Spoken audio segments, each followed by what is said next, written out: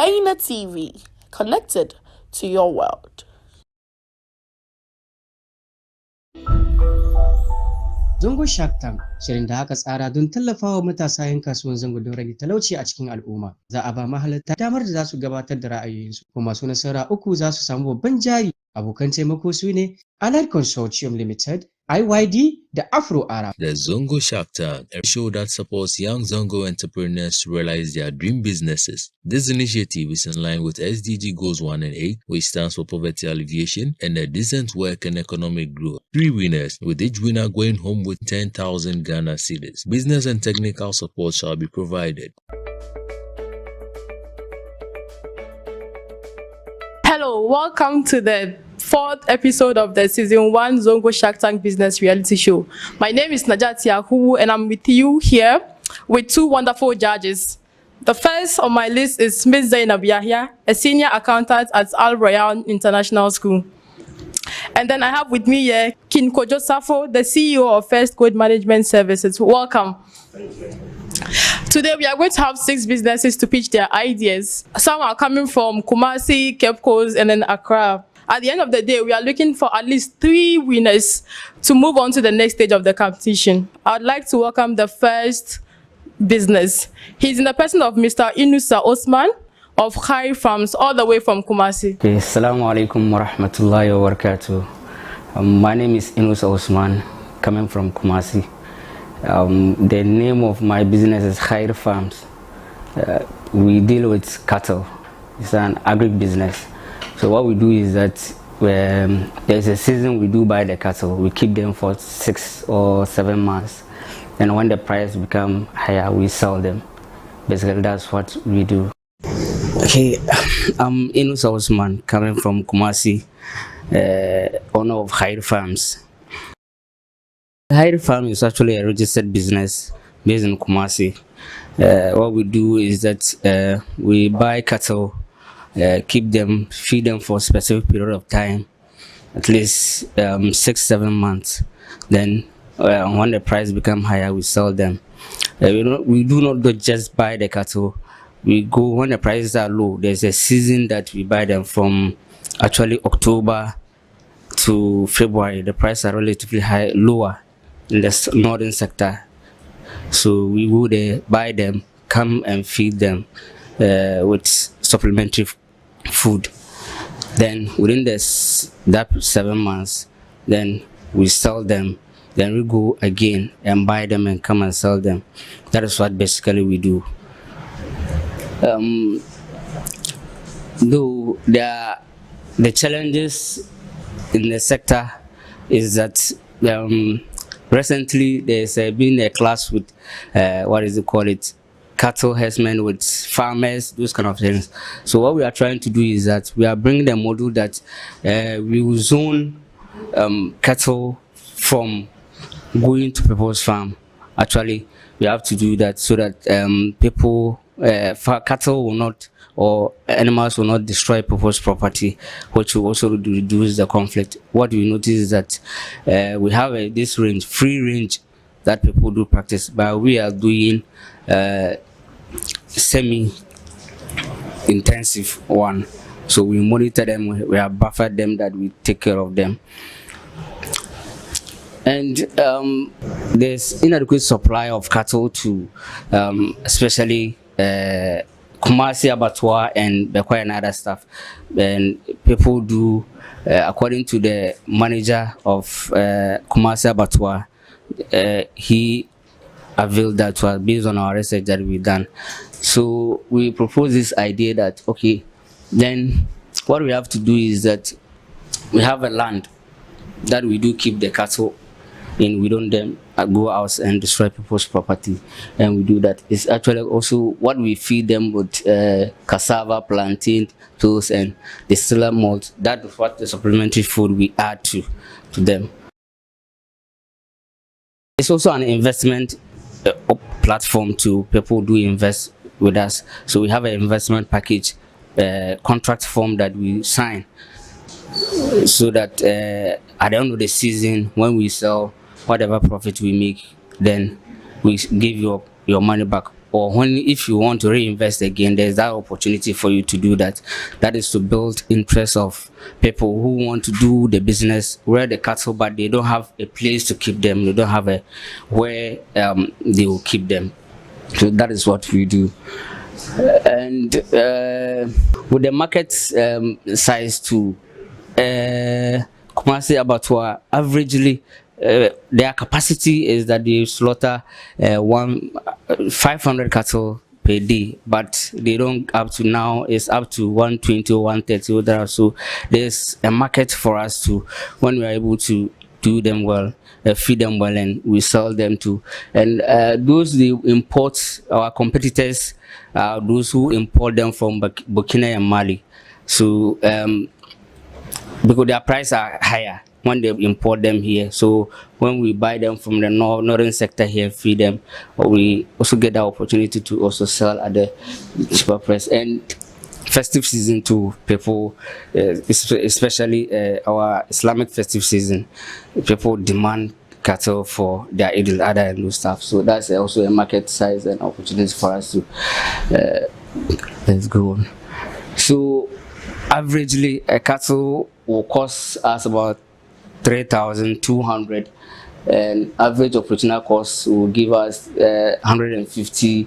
So average total cost is going to cost us 3,350. And average selling price, that is our average selling price, is 6,500.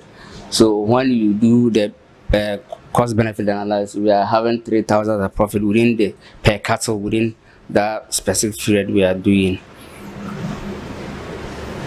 How we reach our customers.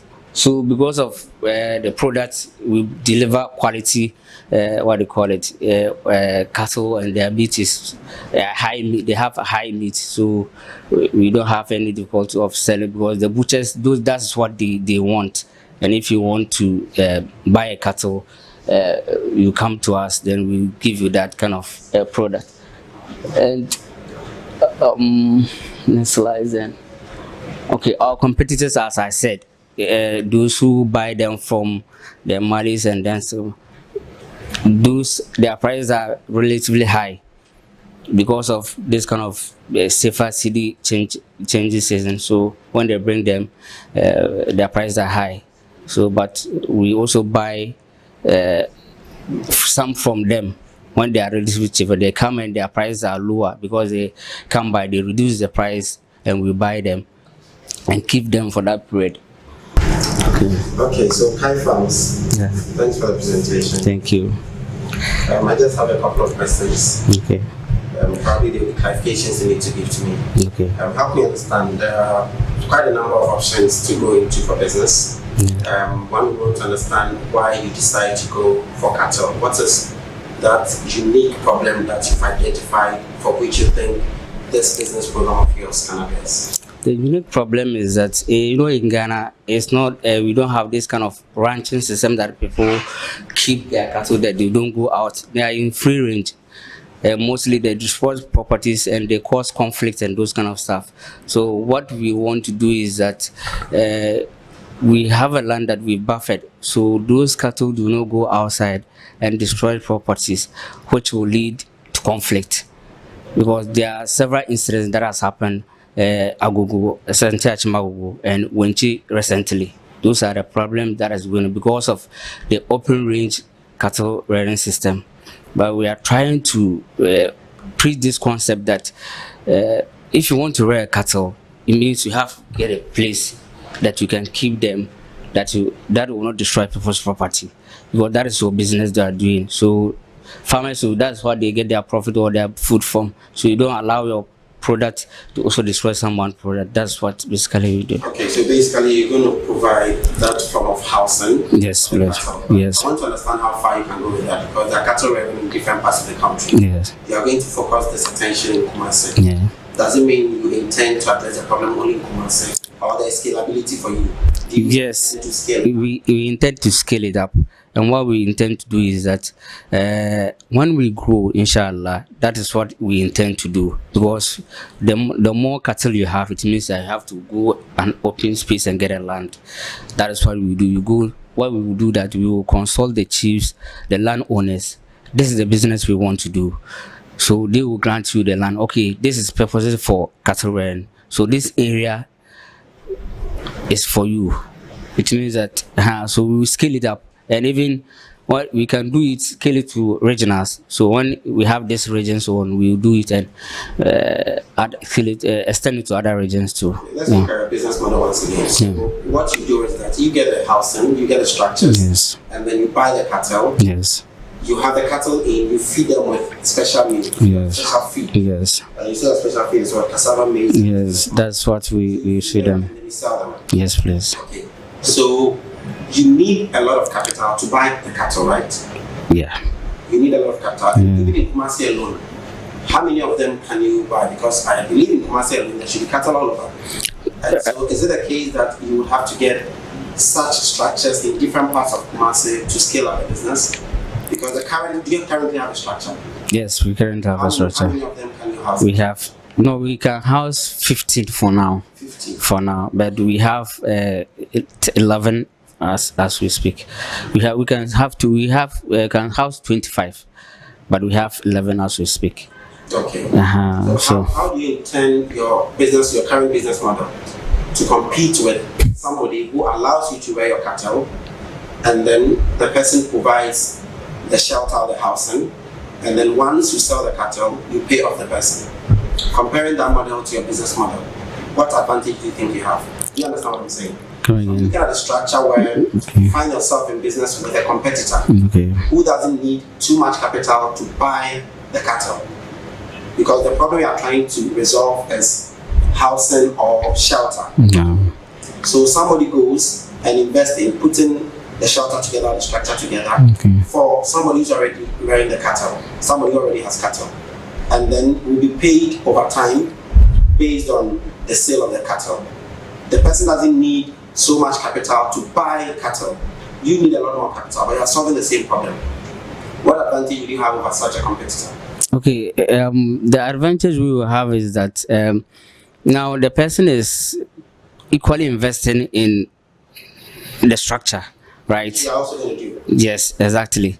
But the person is buying for the person, or the one owning the cattle is using the facility and paying the if I get for the use of the cattle. Okay, I think it's similar, the same scenario, because you pay the person, you pay for the land you are using. So we also, the cost that what we are using to buy the land is also the same thing. We are equally at the same place, but how we will run or how we will do our business depend on us, how we will manage to make profit out of what we are doing. I understand. That's exactly what I want to understand. Your business model. I want to understand what you are going to do that will give you that unique advantage.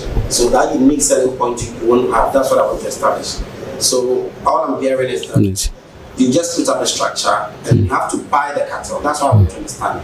Because you need to grow your capital over time to keep buying more of that. So you buy them and then you provide them the housing. Okay. This is what we run. We have the structures already. Now we don't have the capital to buy the animals in. So what we do is that we open up. Okay, if you want to rear cattle and you have no place to keep, okay, bring it, buy it and bring it, or you give us the money, we go and purchase the cattle, we'll bring it, we'll rear it, we keep it for that period of time. It's not only that feed we are going to, they will graze already because there's a grazing land, but we add that feed to it. So at the end of the sales, we share the profit. Okay, right? So let me come to you. So you're introducing another business model. So it means that initially my understanding was you buy the cattle, you need money, you buy the cattle, and then you provide the shelter, you feed them with special diet, special feed, and then you sell. What you mean now is that you're adding a model. Yes, that model is there. Yes. And then you allow people to bring them in. Okay. Yeah. So you want to run that hybrid system where you can either buy or open it up. Open it up. Which of them do you want to focus on? What are you going to do 50-50? Where do you want to put your energy on? 60 for buying and 40 for allowing others to bring them? For now that we don't have the capacity to buy, what we do is that we give 60 out, then the 40 we will keep it. Once we grow and we think that now at this point we can run our own business, then at that point in time we can start to reduce the normal invested that we have, or even if we can also scale it up, open another branch that we can run the same model.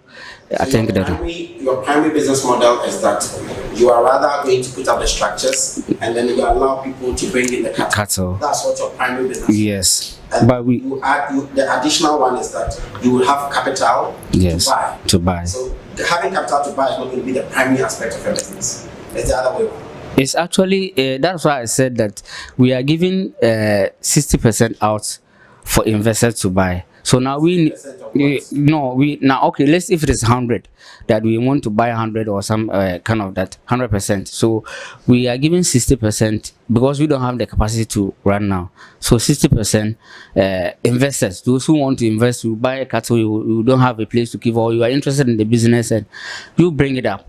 So if we have a capital, then we will also the capital we are seeking now is we use that one in addition to the profit that we will make from that kind of investment. Okay. Then so what are you pitching for now? Capital. Yes. What would you apply it to? In simple terms, what would you apply your capital to? In simple terms, we will buy cattle when the season they are relatively cheaper. Say that again. We will buy the cattle when they are relatively cheaper, which is starting from October to February. That is a period that we do go by. So we use that one and buy them and come and keep them and so maybe my last question for you is, let's say I have some funds and I want to invest in you. Tell me one reason why you think I shouldn't put it to any other cause but to put it to you, other than everything you said now. What would be that number one reason for which you would want me to put 100,000 Ghana cedis into your business? Instead of, if I put 100,000 Ghana cedis, you've done your own maths. If I put 100,000 Ghana cedis into your business in about a year, how much would I expect to get from that? Okay, let me address the first question. That's the reason why you should bring your fund to us or your cattle to us. Now, one other problems we've observed that most people, when they buy the cattle for them to keep it, either they'll sell it or they'll run away with your product. You can't trace them. Now we have established ourselves. We have a contract form that all of us will fill. You have a witness, I have my witness, that we sign.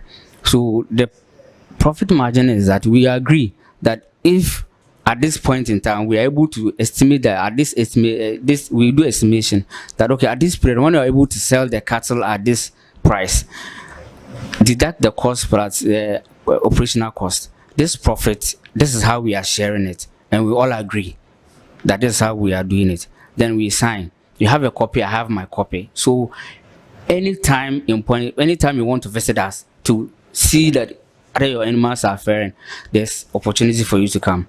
And we are trying to also create a platform that will update everything on that platform, where you can sit in your home and you're able to know that, oh, my business is also running. Or if there's a problem, you can also notice that and you come to us. Okay, so lastly, once again, what risk do you think I'll be putting myself in if I keep my money in the business? Risks. The risk is that when the selling period is due and we are about to sell and the price is not that good, either we wait a little bit, 2 months or 3 months in addition, and we sell. Or when we sell. That's your operational risk. Yes. My investment risk. If I put my funds in it, what risk do I stand? That I will not have my money back. You are sure of having your money back? I'm sure of having it, even though there's mortality to deal with. Yeah, there's mortality to deal with.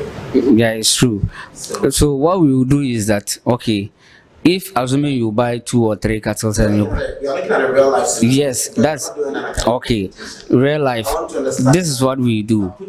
If you put in your money, and now with mortality, we all know that we don't have control over it. Let me help you here. Yeah. I'm not saying that you should guarantee 100% certainty. Nobody does that. Yeah. Just tell me the risk associated, and I might be willing to take the risk, because every investor will take risk. Okay. The risk is that. Come down and tell me. Okay. The risk that if you haven't thought about the risk, you might want to do that later. Okay. Tell me, what risk have you anticipated?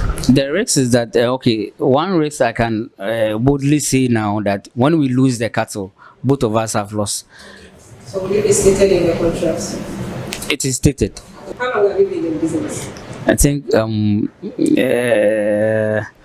we started 2020. Actually, that's when we registered our business. Yes, please. So for this period of time, how many cattle have you bought? How many have you sold? And what's the profit?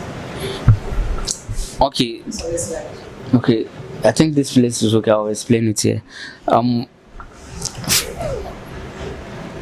The first season, we had what do you call it?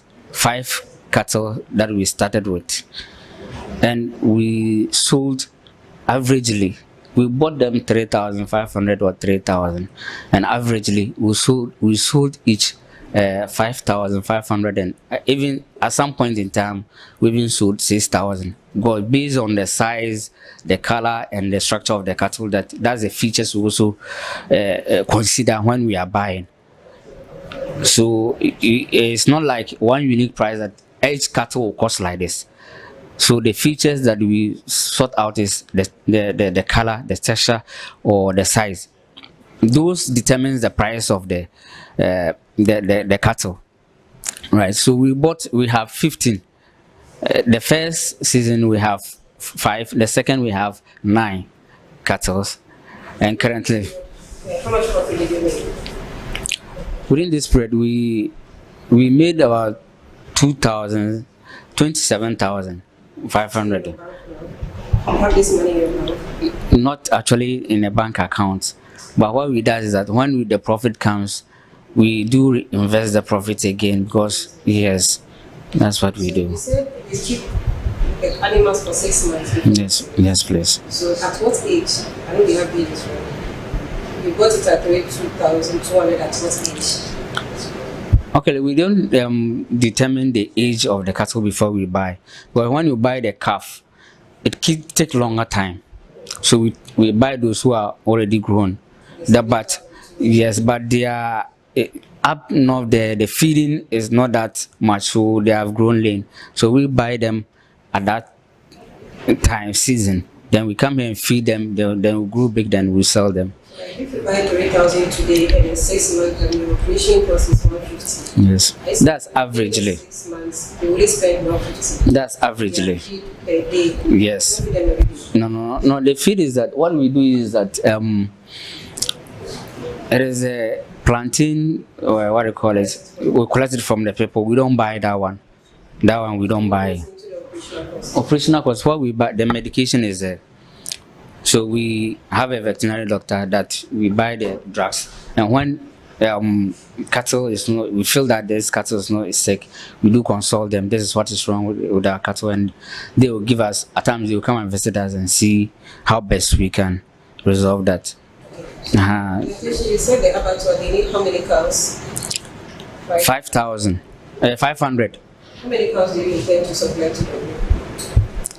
Now, Like when you get the funding? When we get the funding, at least within a period, within the seasonal period that we are trying to roll, depending on how much we're able to, from the capital and the investors that we have, that we were able to supply. So it means that our capacity is now 25. So within that period, we were able to supply 25 cattle to them.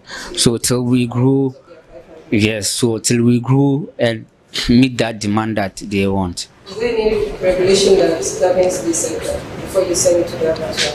What are you supposed to send? Is there an FDA thing?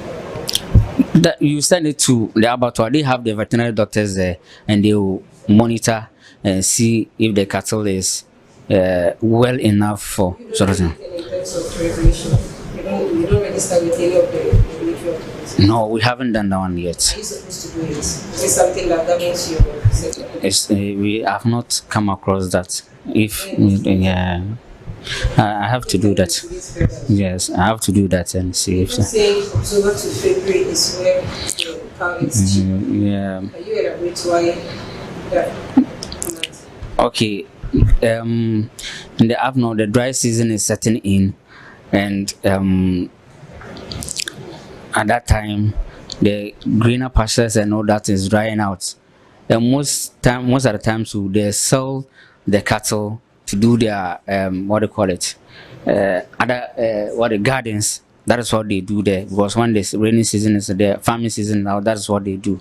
They do sell the cattle to buy farm input and work with it. So that time their prices are relatively cheaper. So everybody is bringing their cattle to the market to sell, to be able to go into another farming. So at that period, their price is much relatively cheaper. And even in the north at this time too, Ghana here, northern sector too, they decided to buy fertilizer to apply to their rice and all those kind of stuff. So that's what they do. Thank you so much. Okay, thank you. Hello, my name is Adam Mohammed Miftao, CEO and Creative Director of Mufti Afrocentric. Mufti Afrocentric is an already made unisex African prints shirts, just like I'm wearing, and I'm located in Accra, Newtown. I do deliveries across the nation and ship across the globe. My name is Adam Mohammed Miftao, CEO and Creative Director of Mufti Afrocentric. I wanted to stand out with African print. I love African print, but I wanted to stand out from the crowd, so I came out with my own design in 2018. So by the last quarter of 2018, I turned the compliments into a product, and I came out with this. So I was able to increase from 10 to 70, between 70 and 100 pieces. And then 2019, I made some projections. By then I was a student, so I was not fully focused on it, but I couldn't achieve most of the projections I made. Fast forward 2019, 2020, 2021, COVID hit us very hard. We were going at a fast rate, and then we make these projections and we were able to get this customer base and make some sales. Okay, so between 2019 to 2022, we made some sales, and then we made some, we did some exhibitions from the streets of Accra to Nairobi, Kenya, Tanzania, South Africa, and then it went viral. The brand went viral, but because of what COVID did to what's happening globally, we couldn't achieve some of our projections. But still, we are picking up with our new collection, which we came out recently with Hope collection, like the one I'm wearing. The new original brand came with sleeveless, but the new one came with a sleeve, short one like this for those who wants to wear on Fridays for the corporate world. And it's unisex for both gender. And we have for kids, for everyone. It went viral so far as even to Chad. This is Chad. And then the global fashion industry has about 1.4 trillion. And then the Sub-Saharan Africa market has $31 billion. The fashion industry is lucrative. It's very lucrative, but if you fit yourself, position yourself with a unique brand like I'm doing, you are going to make a lot of money out of it. Thank you. Thank you. Yeah. Okay, so amazing. Amazing. Mufti, please tell us why you chose the name Mufti. Sounds like a wonderful name. Why did you choose Mufti? My real name is Miftao, but in the Zongo community, if you come with the name Miftao, they nickname you Mufti. I don't know how it came from, but Mufti. But it's also an Arabic word which means like a leader, a Mufti of a particular community. Okay. Let's say like the Imam of a particular community. So I decided to add the Afrocentric to blend it with the African prints and our culture too. Okay. Because I like your name, I have to tell you. Thank you. Okay. All right. And then There are so many people doing this. Yeah. There's so many of them. But let me first say that you have very wonderful designs. What you're wearing and what I'm seeing, they look very good. Thank you. I just wanted to help me understand how unique yours is from what you see on the market. All right. Is it unique in the, how do you call the product itself? How do you call this? Mufti Afrocentric. No, not the brand, but the type of design. Do you have a particular, is it, what is the name for this kind of designs? Okay, so the initial collection, I named it Godia. So that was the first one I came, including these ones. So, but with this one, I call it Hope Collection. Yes, but I think those ones are there. I don't even understand the first one was there. I want to know whether, just like we have different types of designs, right? Yeah. Not the name. Yes. Not the. Assuming you find yourself in another country, what do you have to sell? Not the name of the brand, but then the product itself. I still don't get it. Because you know some products are. Let's say product, right? You have super. Yes. Yes. Okay, so is it the fabric? No, like this one. Is there a name attached to it? Maybe you want to call it. The name is what? Mufti. Yes, Mufti. Okay, so Mohammed. You can call this one Mohammed from the Mufti brand. Okay, so with the fashion industry, if you come up with a particular collection, you name it. You give it a name. So that's why I was confused. So with this one was the Godia. It's part of the Godia collection. This one came alone with the sleeve, which is the Hope collection. Yeah, so what I'm trying to understand is that what's unique about the Godia collection? It's sleeveless, that's what it's. Yes. Okay. Yes. Not the design. Yes. Okay. Yes. Okay, all right. So the unique aspects, let me understand that. Okay, so usually the first person who designed Mufti was deaf and dumb. Okay. So when I gave him the design and I showed him the picture, he was wondering how big it is and why I wanted it particularly. Because I wanted to stand out. Usually you see those who wearing like African prints, or even you see it fitting. Mine is not fitting, it's a bit loose. And I gave it a bit loose pocket too, so that you can keep your phone, at least you can keep your makeup stuff in it and everything. Yes, you can. So the uniqueness is the size of it. It's not supposed to fit you. If it's fitting, you are not looking outstanding, like you are just like the ordinary Ghanaian or African wearing African print, but it's supposed to be loose on you. All right, and how much is one? This is 150 series. 150 series. Okay, so given 10,000, you produce how many of this? About it costs to produce one. It costs around 70 series, but it can even jump up because of recent increments in prices. Anytime there are increase in prices, so we can just buy it. Usually it should be 70. If you jumped, it will be like 77 or 78. So tell us what you do with the 10,000 if you get a 10,000. With a 10,000 injection into my business, I can produce 150 pieces, about 150 pieces. I market this and I sell them online. I'm very active online. And then 150, if I break even, that would be like 15,000 Ghana cedis out of the 150 pieces. Okay. So even let's see, I sell about between 70 to 100. I'll be hitting 10,000. Okay. Currently, how many have you sold so far? I've sold about 520 something. In how many years? A year or two? No. From last quarter of 2018 to recently. You sold about 520. I have the figures. That's over 500. Yes, that's so COVID. Okay. COVID, because there was no events, you can't go out. Other than COVID, what has been your major challenge from onset? From onset was finance. So I had to finance it from my own pocket. And I was also schooling. So after school, COVID came in. Without COVID, we would have gone far. But even afterwards, I'm still struggling to get enough funds to put in it and just get it. Because if I'm able to, I've projected this before, 50 pieces. By then I was selling one at 80 cedis.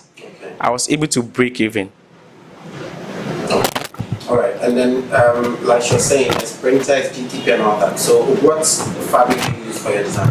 For instance, I use a common fabric, but with a unique design. They call it high target. Okay. So it comes with a unique design. This one I'm wearing is tie and dye. Okay. but it's like khaki. Okay. Okay, so it's unique. But depending on your how you want it, if you want me to use GTP, that'll be too. The ladies will say I'm spoiling the fabric, but it depends. For the elderly, they want GTP or they want wooden, especially wooden. It will depend on you how you want it. Then I'll go in for it. But usually, if I'm going to produce like in large quantity, I have to go with the high target. What are your targets for this product? The youth, especially. Because of social media and recently, and because of how beautiful our fabrics is, if you go online, you see the youth, especially the ladies. So that's why I made it unisex. Anybody can wear it and feel comfortable in it. The youth, you took it. And the diaspora. Okay. And the diaspora, because during the year of return, I had a lot of, I made a lot of sales through the diasporas and through some of the exhibitions I partake in. Okay, so what online or tech platform do you use to promote your products? You said you go Facebook, okay. Instagram, and Twitter, but especially Facebook. Okay. I've been able to break through Facebook. So if I understand your business model, you source the materials, Yes. you sew them, you design them, and then you sell. That's how you make your revenue. Yes. Which aspect of this chain do you find to be very risky or prone to high risk? I think getting the fabric, because I always want my designs and my fabrics to look unique. So I can be in Accra 5 a.m. and I'll come home around 3 or 2 p.m. But I won't still get what I want. Okay. Because if you look at the design, you can see the design elsewhere, but the fabric must be unique. If I buy this product and I decide to take it to an old school function next week Saturday, what's the probability that I won't see 15 of my other colleagues wearing this? You see 15 of them wearing it, probably because of the comfort, but the design will be unique and the fabric too will be unique. Okay. Yeah. Okay, so my last question to you. In terms of funding, you're pitching for 10,000 because 10,000 is what is available to pitch for. If there is room for you to pitch for more than 10,000 and you do that pitch, what is the amount, the ceiling for which you think you can currently work with? I'll go in for like 50,000 and above because... No, that makes a bit confusing. Okay, 50,000. Okay, so anything above 50,000 will be too much for your current capacity, is that what it means? No, it won't be. So answer my question well. I do. So let's maintain the 50,000 cities. Okay. 50,000 cities because I have a customer base. I've built a brand. The last part I said it's not just a product, but it's a brand. So you see people wearing a particular product, I say, oh, that's Mufti. It takes a lot of people to identify your product out of the lot. So I've built a customer base and a brand. So with 50,000 Ghana cedis, that will be enough for me to expand and grow.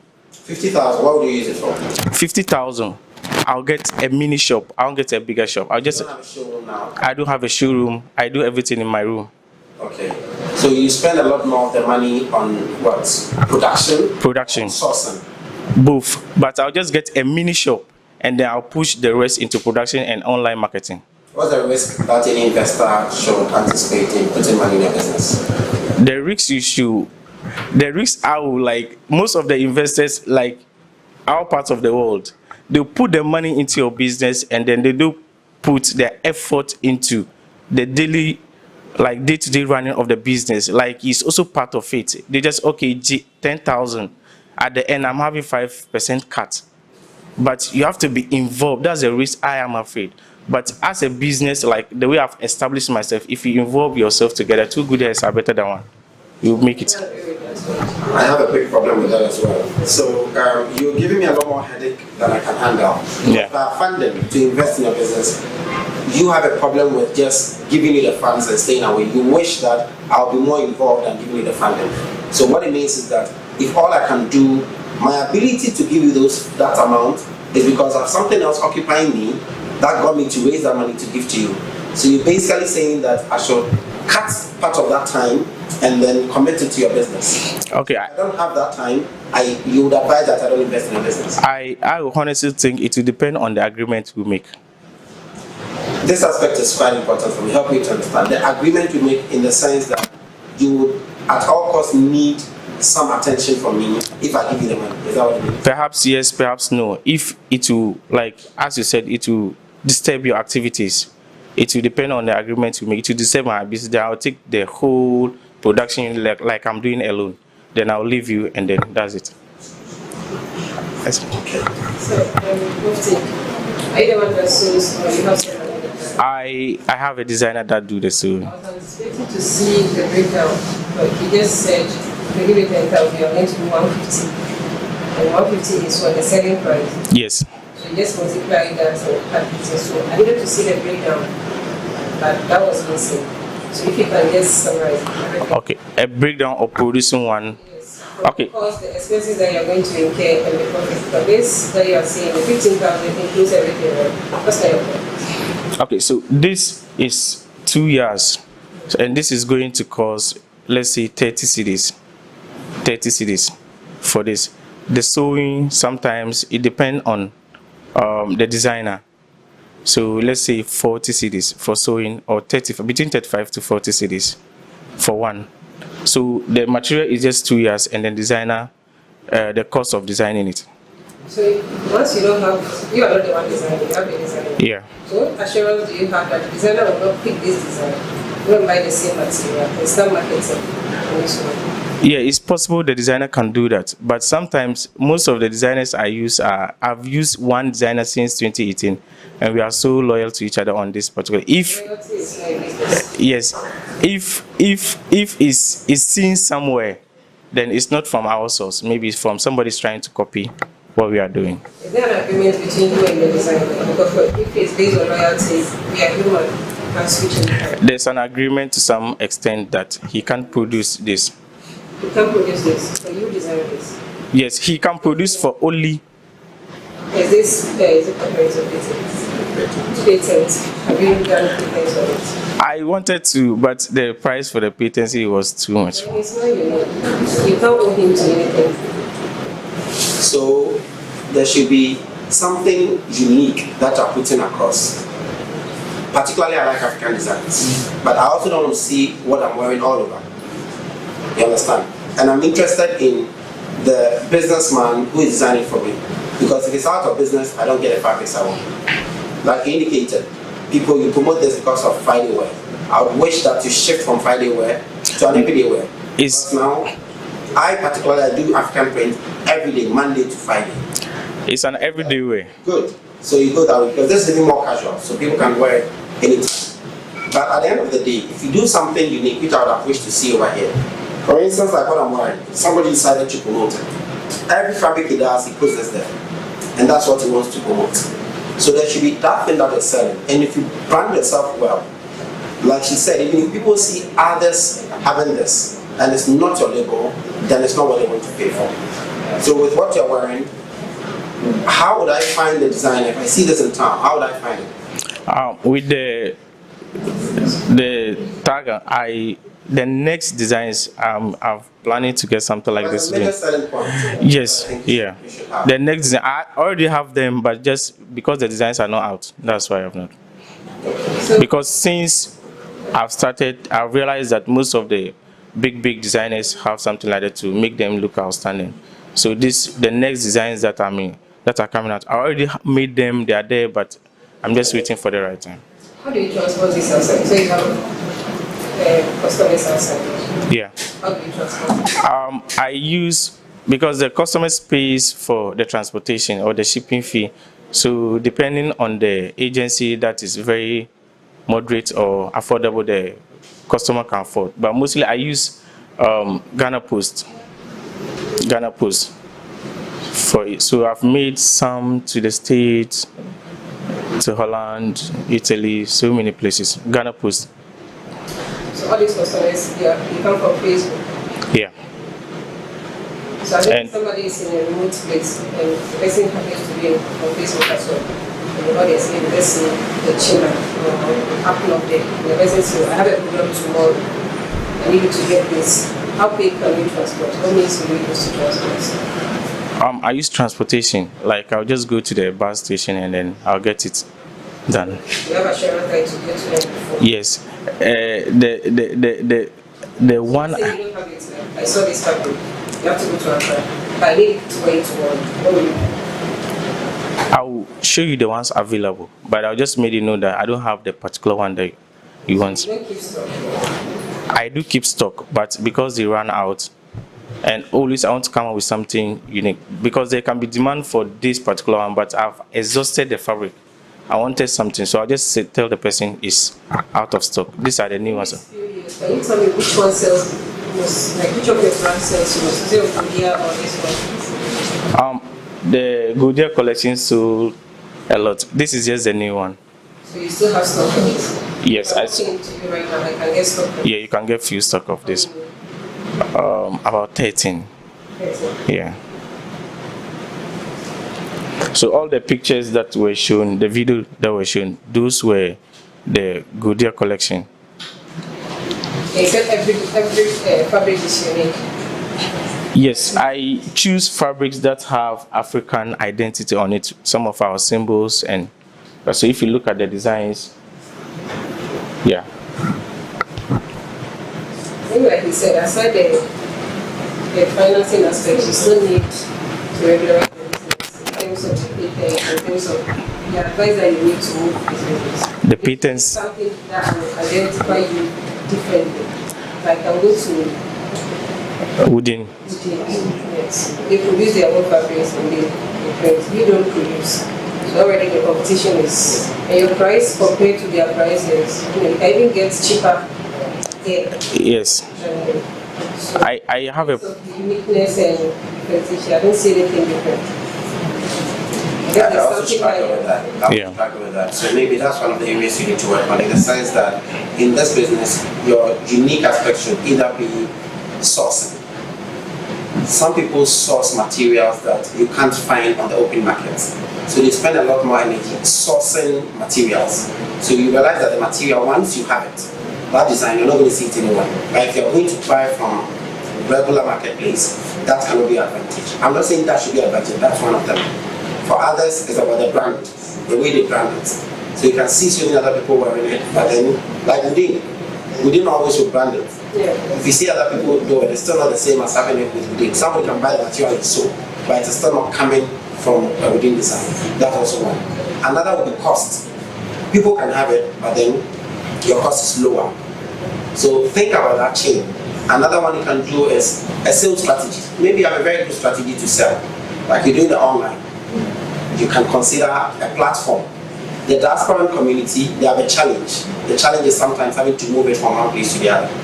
So come up with an approach that allows you to promote it. You get a couple of people out there, a couple of markets out there, and then they have a platform where you send to them, and then you can also focus on production only, if that's where your strength is. Then you have somebody who does the sales and marketing for you.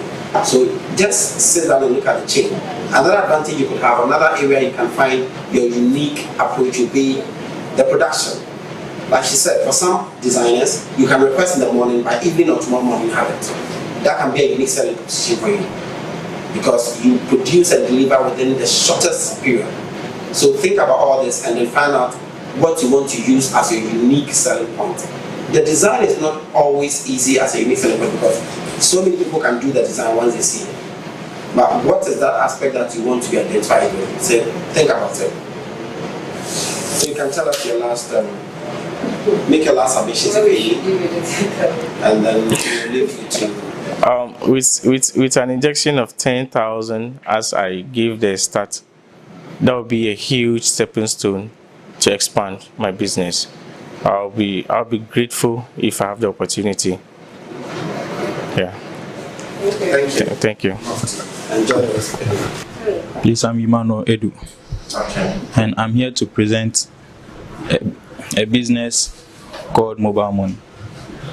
I've thought of this business 2 years ago when I completed SHS, and I also had an effect on mobile money in my area, because when you are going to withdraw money, you have to walk a long way to the roadside before. So I thought that why don't I open some business in an area where everyone in the area can come close to withdraw the money. And I also thought that this mobile money too can help me and help the government to through e-levy now. E-levy, yeah. Are you projecting something? No, yeah. So a friend of mine introduced this ZONGO Shark reality show to me, and I decided to come and register to see if this can give me the opportunity to open that business I thought of 2 years ago. And so that's why I came here to represent. I want to understand a lot about the business, like mobile money, the name of the business. What exactly do you do? Like withdrawing and sending of money. Yeah. The regular mobile money? Yeah. Okay. Yes. Okay. So, and then you mentioned something regarding the government. Yeah, I'm talking of the e-levy tax they have been taking when withdrawing money or sending money. Yeah. Yeah, what is it about the e-levy? That you, like, how are you going to help with the e-levy? Are you saying that your business is going to promote e-levy or your business is going to solve? What is it? I didn't get that part. No, I mean, like when someone comes to send money and the government tear the e-levy. You want us to give you the funding to set up the mobile money? Yes.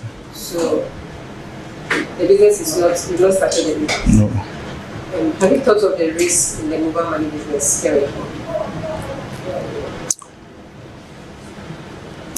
Not that really. You've not thought of anything? Yeah. So now if I give you the 10,000, how will you start the business? I'll just go and get a small container. Container? Yeah. How do you stay? I'm at Shukura. Shukura? Yes. So I don't know mobile money operators around. Some are there, but you have to go to the roadside before. Roadside? Your area? Yeah.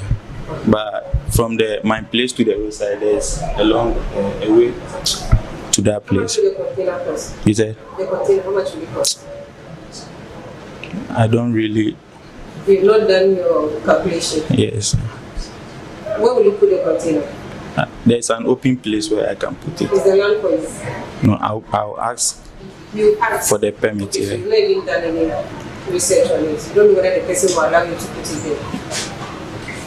But this thing, before you come, you should have done your research, understand that, oh, I've spoken to the person, he said, you let me put the container here, this is the cost of the container, this is the cost of the phone, this is how I'm going to get. Have you even registered any business? For mobile money, before they give you the merchant or the agent, you need to register a business. Yes. Before they give you an loan. Have you done anything? Has the business been registered? No. So then how are you going to start the business? Like, I thought of when I get the money, I'll register the business and go get the merchant license to start the business. So by the time you finish with all this, the money will have, like 50% of the money will have gone into the registration, the container, even if no more. And the 5,000 left, how are you going to use it to start operation? Because I know one person alone, if you withdraw 5,000, you get like this, 5 cities or 50 cities. Yeah, 50. And when they send, you get what? When they send the money to me. And you know, I don't know if you understand the business itself. Yeah. If they come to you today, tomorrow, and you don't have money, they won't come to you again. That business is not for 10,000. So you can explain to us further how you intend to use the 10,000. But I don't think the mobile money with the 10,000 can set up the business. Maybe what I want to ask you is do you find anything unique about the mobile money business for which you want to go into it, or you think you have time and available and you want to do something and it's just one of the easiest options to grab? No, I thought that in my area, because there's the one there is you have to walk a long way to get it. That's why I thought that when I do some in the area, it will help those in the area. Okay, so it's to solve a particular need in the area. What time did you leave home today? Is it? What time did you leave home? Around 6. Around 6? Yes. Okay, so if you get back in the evening, or after this event, if you go back and you notice somebody has set up a container that is saying that mobile money coming soon, what will be your next plan? To address the proximity issue you're talking about. You get home and then somebody has put a container ready to start a mobile money business? Please ask in where in the area I am. Yeah, the very location I'm talking about for which you set up yours to help. If somebody goes in, what will be your next plan? I'll try to. There'll be a lot more opportunities to explore other ways to help you. We have other free programs that you can join. Okay. You start when you qualify, you go to education and you can sustain yourself itself. Okay. Thank you. Thank you so much. Assalamu alaikum. My name is Yusuf Bawa. The business name is Kuro Hub. We help over 10 million online shoppers and price bargainers from driving through traffic to shops and navigating between sites by providing price comparison services to their doorstep without them even paying a little fee. Good afternoon. Good afternoon. Yeah, my name is Yusuf. I'm coming all the way from Ashama. Ashama is ZONGO. I'm coming to pitch an idea. I would have watched you do something small for me. Okay. You just go to a simple site and then check on what I'm pitching so that the questions might be answered. So it's KOURUHUB.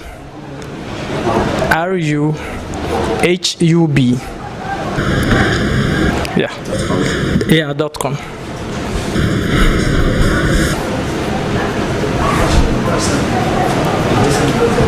Yeah. Okay. So I'm here to pitch a price comparison platform. Do you know that in Ghana you can save 20 to 50% of the cost of an item depending on where you buy it from? Do you also know that about 94% of online shoppers and 76% of price bargain hunters spend 30 minutes and above trying to benefit from this saving? It happened to me when I wanted to buy my laptop.